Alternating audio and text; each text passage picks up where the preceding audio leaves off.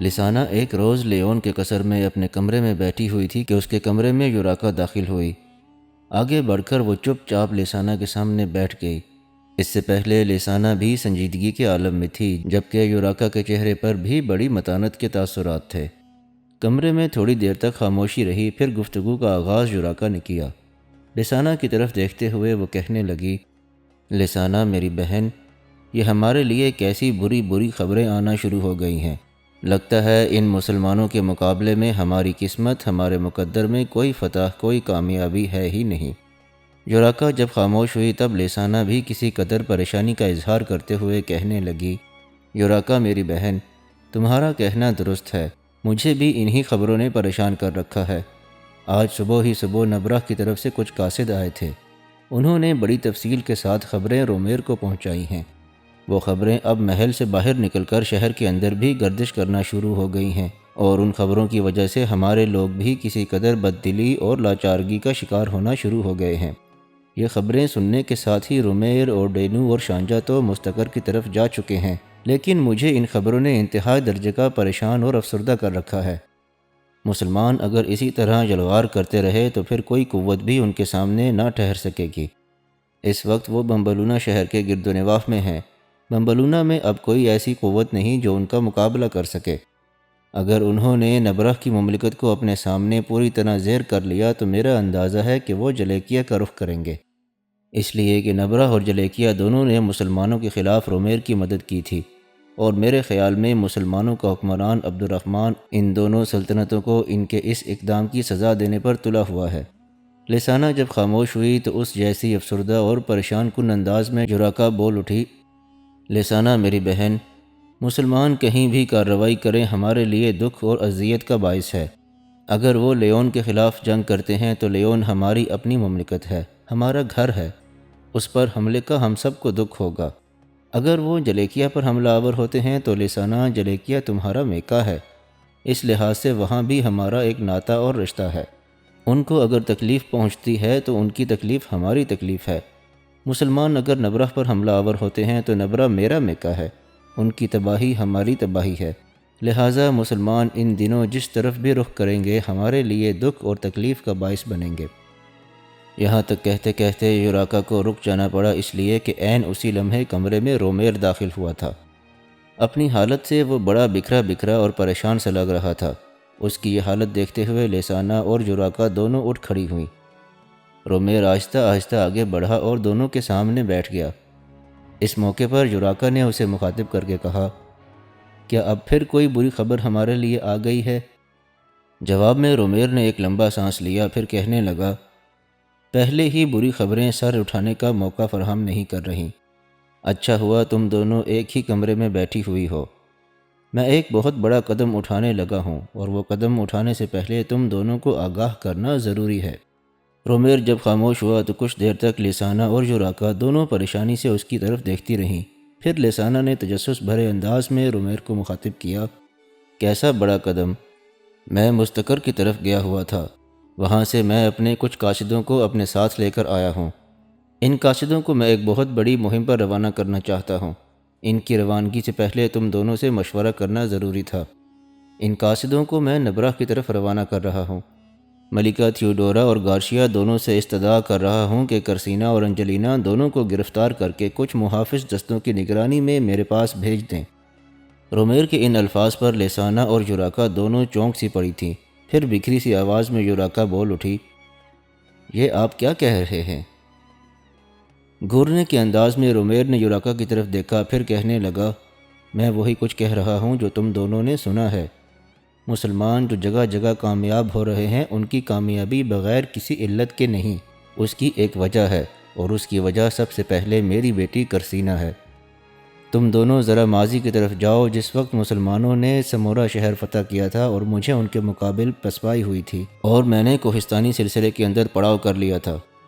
وہاں میں نے اپنے لشکر کو 2 حصوں میں تقسیم کر کے مسلمانوں کے ایک حصے پر شبخون مارنے کا منصوبہ بنایا تھا، تاکہ دوسرا حصہ کوہستانی سلسلے کے اندر گھسے اور میں نہ صرف اس لشکر کو نقصان پہنچاؤں بلکہ احمد بن یعلا کو بھی گرفتار کر لوں۔ لیکن تم جانتی ہو ہمارا جو لشکر شبخون مارنے کے لیے گیا، اسے مسلمانوں نے گھیر کر اس کا خاتمہ کر دیا۔ احمد بن یعلا مجھ پر حملہ آور ہونے کے لیے کوہستانی سلسلے میں داخل ہی نہ ہوا، حالانکہ اس سے پہلے مسلمان یہ منصوبہ بندی کر چکے تھے کہ کوہستانی سلسلے کے اندر داخل ہو کر احمد بن یعلا حملہ آور ہوگا۔ اس منصوبہ بندی سے صرف ایک دن پہلے کرسینہ نے احمد بن یعلا کو ترغیب دینے کے بہانے اس سے ملاقات کی تھی۔ اس نے اسے کوئی ترغیب نہیں دی تھی، بلکہ میں سمجھتا ہوں کہ کرسینہ اب احمد بن یعلا سے محبت کرنے لگی ہے۔ اس نے احمد بن یعلا کو ہماری ساری منصوبہ بندی سے آگاہ کر دیا ہوگا، اسی بنا پر ہماری منصوبہ بندی ناکام اور ناکارہ رہ گئی۔ اب جو خبریں نبرہ سے آئی ہیں تو انہوں نے مجھے پختہ یقین دلایا ہے کہ ہمارے خلاف جاسوسی کرنے میں میری بیٹی کے ساتھ ساتھ انجلینا بھی شامل ہے۔ تم دونوں مجھ سے یہ پوچھو گی کہ اس میں کرسینہ اور پھر انجلینا کیسے ملوث ہیں، تو اس کے لیے میرا جواب ذرا غور سے سنو۔ کرسینہ جس وقت یہاں لیون میں تھی اس وقت بھی ہماری منصوبہ بندی خاک میں ملی۔ اب کرسینہ میرا اندازہ ہے یوں ہی لیون سے نکل کر نبرہ کی طرف نہیں گئی، اس کا مسلمانوں کے ساتھ رابطہ ہوگا۔ اسے خبر دی گئی ہوگی کہ اب عبد الرحمن شمالی علاقوں پر حملہ آور ہوگا، لہٰذا وہ انجلینا سے ملنے کے بہانے نبرہ چلی گئی۔ اب جو آخری صورتحال ملکہ تھیوڈورا اور گارشیا کے ذریعے مجھے روانہ کی گئی ہے، اس کے مطابق کرسینہ اور انجلینا دونوں ایک ہی کمرے میں رہائش رکھتی ہیں۔ تم دونوں مانو یا نہ مانو، مجھے اب پورا پکا یقین ہے کہ کرسینہ اور انجلینا دونوں کا احمد بن یعلا سے باقاعدہ رابطہ ہے، کیونکہ وہاں رہتے ہوئے کرسینہ اتنے بڑے بڑے کام اکیلی سر انجام دے ہی نہیں سکتی، نہ ہی اسے نبرہ کے محل میں کیے جانے والے ایسے فیصلوں کی خبر ہو سکتی ہے۔ ان فیصلوں سے اسے انجلینا آگاہ کرتی ہوگی۔ اس کے بعد کرسینہ کسی خاص طریقے سے ساری اطلاعات احمد بن یعلا تک پہنچاتی ہوگی۔ کرسینہ میری بیٹی ہے، انجلینا بھتیجی ہے، لہٰذا دونوں کو میں خود ہی سزا دوں گا۔ اس وجہ سے میں قاصد بھیج رہا ہوں تاکہ دونوں کو گرفتار کر کے یہاں لایا جائے۔ اس کے ساتھ ہی رومیر اٹھ کھڑا ہوا اور فیصلہ کن انداز میں کہنے لگا، بس میں یہی بات تم دونوں کے ذہنوں میں ڈالنا چاہتا تھا، اور ساتھ ہی تم دونوں سے یہ بھی کہوں گا کہ اس سلسلے میں تم دونوں میں سے کوئی اعتراض نہیں کرے گی۔ اس کے ساتھ ہی غصے اور خفگی کا اظہار کرتے ہوئے رومیر محل کے اس کمرے سے نکل گیا۔ انجلینا بھاگتی ہوئی اپنی خوابگاہ میں داخل ہوئی تھی۔ اس وقت سپہر کا وقت تھا۔ کمرے میں اس وقت کرسینہ اپنا ذاتی سامان درست کر رہی تھی۔ انجلینا جب بھاگتی ہوئی کمرے میں داخل ہوئی تب کرسینہ فکرمند ہو گئی۔ کمرے میں آتے ہی بڑی پریشانی میں انجلینا بڑی رازداری اور دھیمی آواز میں کرسینہ کو مخاطب کر کے کہنے لگی، کرسینہ میری بہن، جلدی کرو، دونوں بہنیں اپنا ذاتی سامان جس قدر سمیٹ سکتی ہیں سمیٹیں، خرچینوں میں ڈالیں اور یہاں سے بھاگنے والی بات کریں۔ اس موقع پر کرسینہ نے جو کپڑے ہاتھ میں پکڑے ہوئے تھے، پریشانی اور فکرمندی میں وہ کپڑے گر گئے۔ پھر بے پناہ دکھ کا اظہار کرتے ہوئے کرسینہ کہنے لگی، کیا ہوا میری بہن؟ جواب میں انجلینا پھر پریشان کن آواز میں کہنے لگی، ابھی ابھی تمہاری اماں کی طرف سے ایک پیغامبر آیا ہے، وہ گودیرا سے ملا ہے۔ اس نے انکشاف کیا ہے کہ تمہارے باپ نے مجھے اور تمہیں دونوں کو گرفتار کرنے کے لیے کچھ قاصد بھجوائے ہیں۔ وہ قاصد میری نانی اور ماموں سے ملیں گے اور ان سے کہیں گے کہ ہم دونوں کو گرفتار کر کے چند محافظ دستوں کے ساتھ لیون روانہ کر دیا جائے۔ تمہارا باپ مجھے اور تمہیں دونوں کو سزا دینا چاہتا ہے، اس لیے کہ اسے یقین ہو گیا ہے کہ ہم دونوں مسلمانوں کے لیے جاسوسی کرتی رہی ہیں۔ جو قاصد تمہارے باپ رومیر نے بھجوائے ہیں اور ابھی تک یہاں نہیں پہنچے، تمہاری اماں کی بڑی مہربانی کہ اس کا بھیجا ہوا قاصد پہلے ہی پہنچ گیا ہے، لہٰذا اس نے تنبیہ کر دی ہے کہ ہم دونوں بہنوں کو فی الفور بمبلونا سے بھاگ جانا چاہیے، ورنہ تھوڑی دیر تک تمہارے باپ کے قاصد یہاں پہنچیں گے۔ ان کے پیغام سننے کے بعد ہم دونوں کو گرفتار کر کے لیون روانہ کر دیا جائے گا۔ ایک بار ہم دونوں بہنیں لیون پہنچ گئیں تو تمہارا باپ ہر رشتے کو فراموش کرتے ہوئے ہم دونوں کو مصلوب کر دے گا۔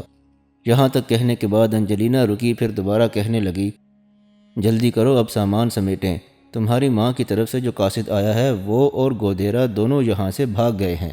وہ کسی گمنام راستے سے لیون چلے جائیں گے، اس لیے کہ کسی کو ان سے متعلق خبر ہی نہیں ہے کہ وہ جاسوسی کا کام سر انجام دیتے رہے ہیں۔ میری بہن، ہمارے لیے یہ بھاگنے کا بہترین موقع ہے، اس لیے کہ یہ وقت ہماری گھوڑ دوڑ کا ہے۔ بظاہر دونوں بہنیں گھوڑ دوڑ کے لیے نکلتی ہیں اور اپنا آپ بچا کر بھاگنے والی بات کرتی ہیں۔ جلدی کرو میری بہن، اب دیر نہیں ہونی چاہیے۔ کرسینہ سارا معاملہ سمجھ گئی تھی، لہٰذا دونوں بہنیں جلدی جلدی اپنے لباس کے علاوہ نقدی اور اپنا ضروریات کا دوسرا سامان خرجینوں میں بھرنے لگی۔ کرسینہ اور انجلینا دونوں نے اپنے سامان کی 2 بڑی بڑی چرمی خرجینیں بھر لی تھیں۔ جب وہ دونوں اپنی تیاری مکمل کر چکیں تب انجلینا اپنے کمرے سے نکل کر آہستہ آہستہ استبل تک گئی، پھر جلدی سے لوٹ کر آئی اور کرسینا کو کہنے لگی، میری بہن جلدی کرو، اس وقت راستے میں کوئی نہیں ہے۔ ہم دونوں بہنیں خرجینے لے کر استبل میں جاتی ہیں اور گھوڑوں سے باندھ کر نکلنے والی بات کرتی ہیں۔ کرسینا نے اس سے اتفاق کیا، پھر دونوں بہنوں نے اپنی اپنی خرجینیں اٹھائیں، اس کمرے سے نکلیں اور استبل میں داخل ہو گئیں۔ جلدی جلدی پہلے انہوں نے اپنے گھوڑوں پر زینے ڈالیں، انہیں دھانے چڑھائے، اس کے بعد زینوں کے ساتھ اپنا سامان بھی انہوں نے باندھ دیا۔ وہ گھوڑوں پر سوار ہوئیں، گھوڑوں کو میانہ روی سے ہانکتی ہوئی وہ پہلے قصر سے نکلیں، پھر بمبلونا شہر سے باہر آئیں۔ کسی کو ان پر شک نہ ہوا، اس لیے کہ وہ وقت ان کی گھڑ دوڑ کا تھا۔ شہر سے کچھ فاصلے پر جانے کے بعد دونوں نے ایک رخ پر اپنے گھوڑوں کو سرپٹ دوڑا دیا۔ امیر عبد الرحمن الثالث نے اپنے لشکر کے ساتھ الحجارہ شہر کا رخ کیا تھا۔ الحجارہ شہر دریائے میناریز کے کنارے پر واقع تھا اور یہ دریا جنوب کی طرف بہتے ہوئے بڑے دریا تاجہ میں گیا گرتا تھا۔ الحجارہ ایک عرصے سے مسلمانوں کا شہر چلا آ رہا تھا۔ یہ شہر دریا کے کنارے ایک بلند قطع زمین پر واقع تھا جس کی بلندی سمندر سے لگ بھگ 2000 فٹ تھی۔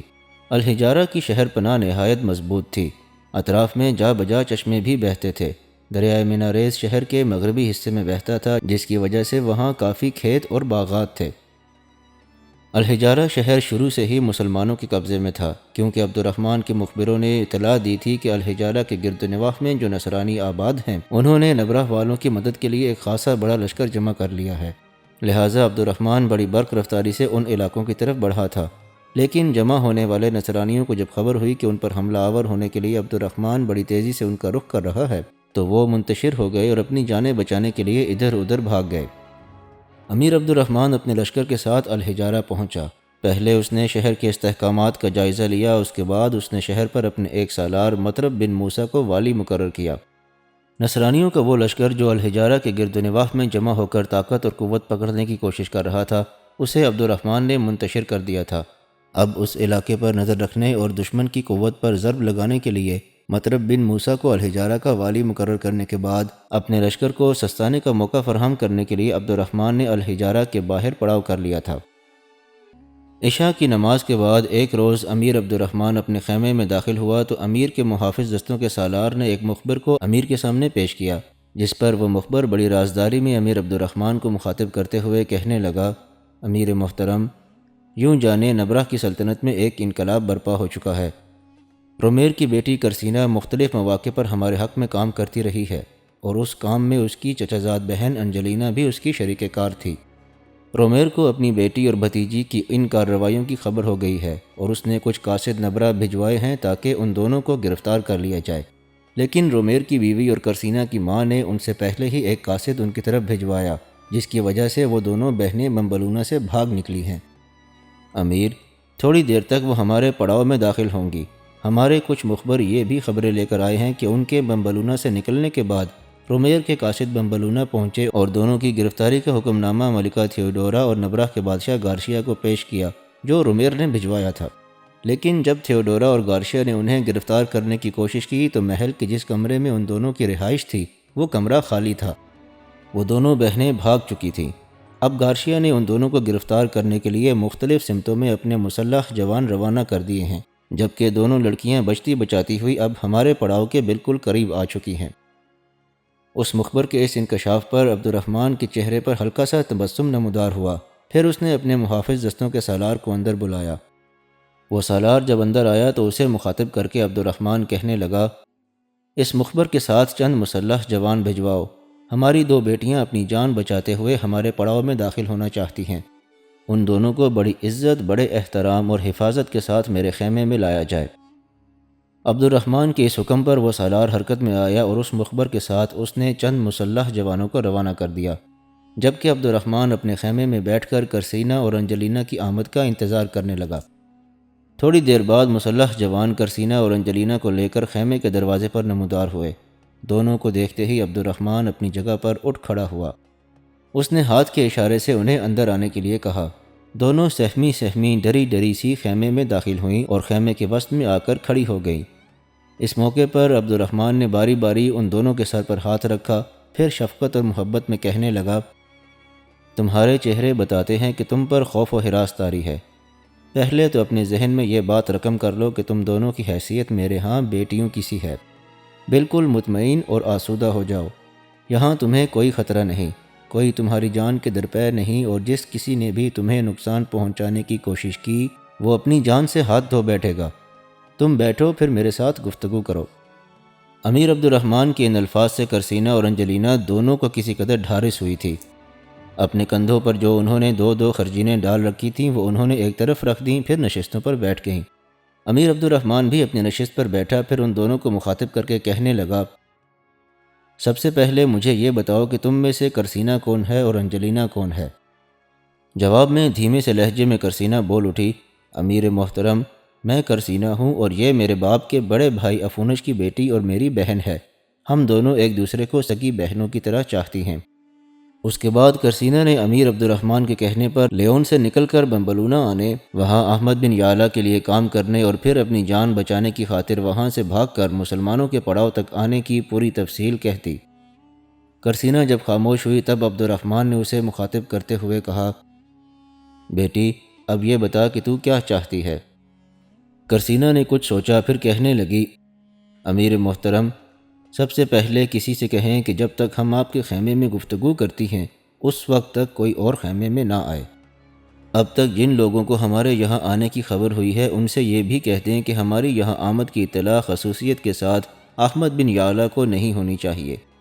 کرسینا کے ان الفاظ پر مسکراتے ہوئے عبد الرحمن نے کرسینا کی طرف دیکھا، پھر کہنے لگا، کیا احمد بن یعلا سے تمہاری مخالفت ہو چکی ہے اور کیا تم؟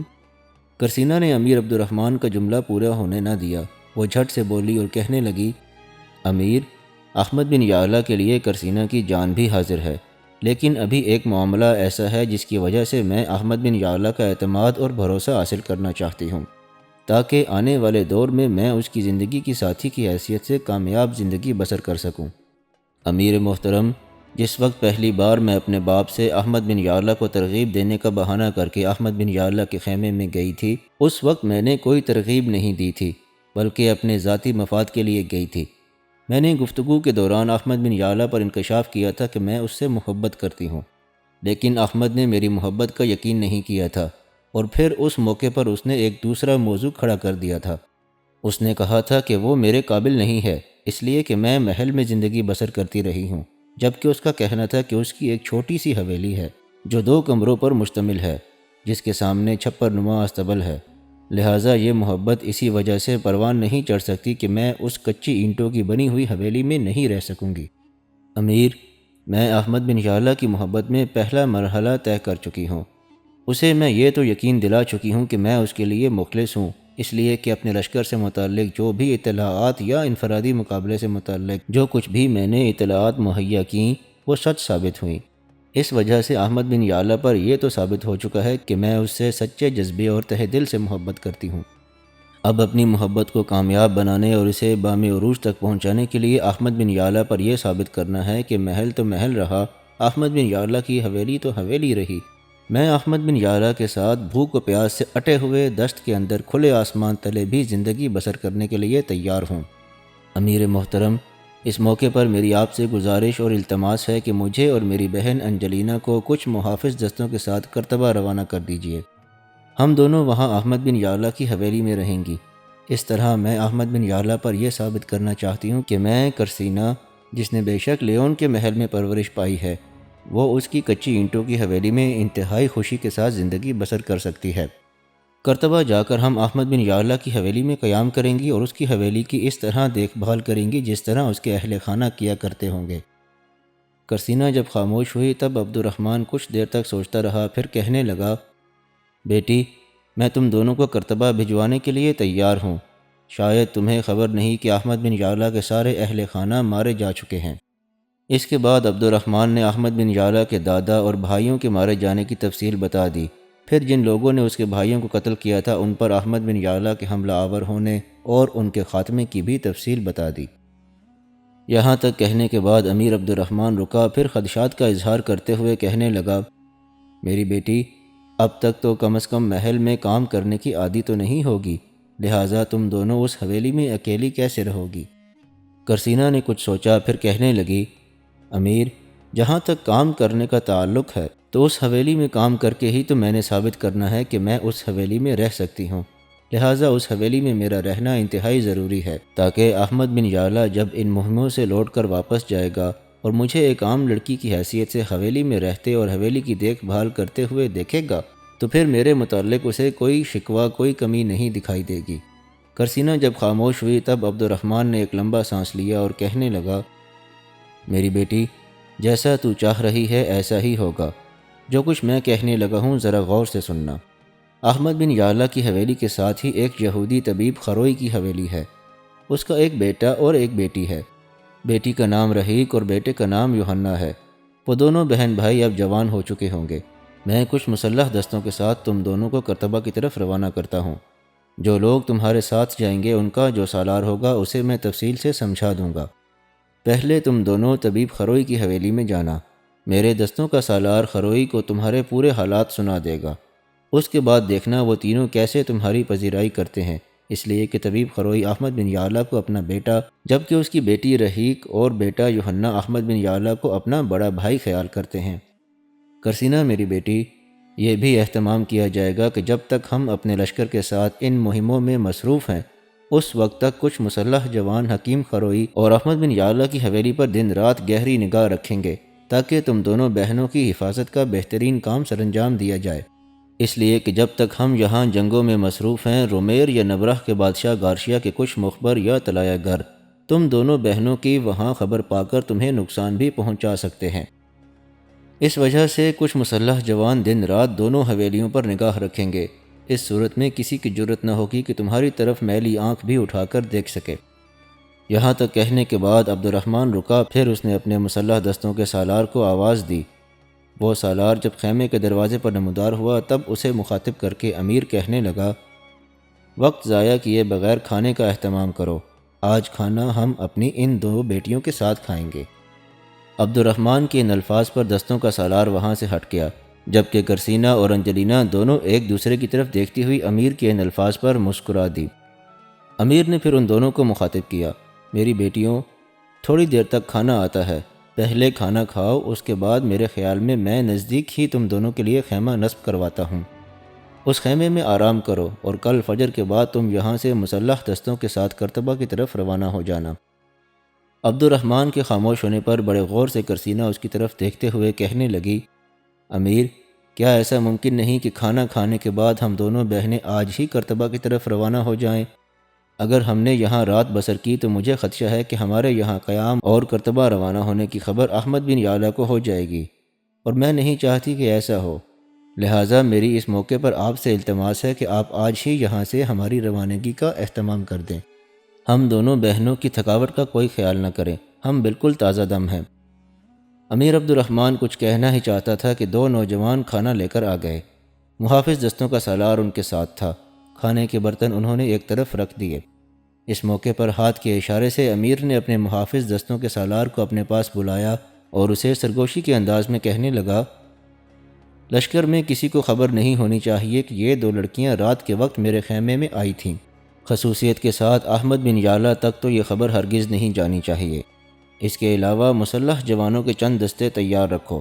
کھانے کے بعد میری یہ دونوں بیٹیاں اپنی منزل کی طرف روانہ ہوں گی اور وہ محافظ دستے ان کے ہمراہ جائیں گے۔ جس کو ان محافظ دستوں کا سالار مقرر کرو گے اسے میری طرف بھیجنا، میں اسے سارا معاملہ سمجھا دوں گا۔ اس کے ساتھ ہی عبد الرحمن کے کہنے پر مسلح دستوں کا سالار باہر نکل گیا۔ عبد الرحمن، کرسینہ اور انجلینا تینوں نے مل کر کھانا کھایا۔ اتنی دیر تک محافظ دستوں کے سالار نے ان دستوں کا اہتمام کر دیا تھا جنہوں نے انجلینا اور کرسینہ کے ساتھ جانا تھا، اور ان دستوں کے سالار کو بھی امیر عبد الرحمن کے پاس لے آیا۔ امیر عبد الرحمن کافی دیر تک اس سالار کو سمجھاتا رہا۔ اس کے بعد اس سالار اور محافظ دستوں کے ساتھ کرسینہ اور انجلینا دونوں الحجارہ کے نواح سے کرتبہ شہر کی طرف کوچ کر گئیں۔